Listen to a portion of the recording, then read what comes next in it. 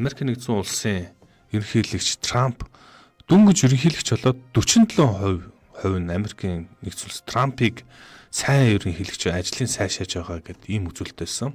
За энэ нь IPSS Reuters-ийн үзүүлсэн хийсэн судалгаагаар бол 34% болтлоо унаад байгаа юм байна. За энэ 5 сард хийснээр бол.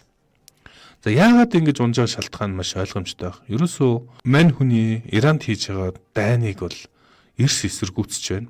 За хоёрдугаарт Иранд хийсэн дайнаас болоод дамаараа инфляц нэмэгдээд амжиргааны үрдэг Америкт нэлээд хүнд хэцүү болсон. За тийм учраас энэ болгоныг харж агаад Америк нэгдсэн улсынхны Трампын нэр хүнд шалаар унаад байна.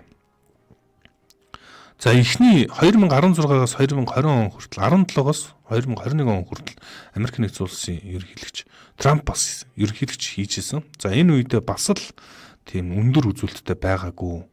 Нэлээд доогуур явж хагаад 45% тавьж хагаад 34% та болоод унсан. Одоо хамгийн доод түвш нь 34% байсан бол энэ удаагийн Трампын ерөнхийлөгчийн ажил гэх юм уу бүхий түүхэн доод түвшиндээ хүрээд одоо энээсээ ч доош явж магадгүй. Яг гэвэл ойрын өдрүүдэд Трампын нэр хүнд сэргэх тийм шинж бол алга.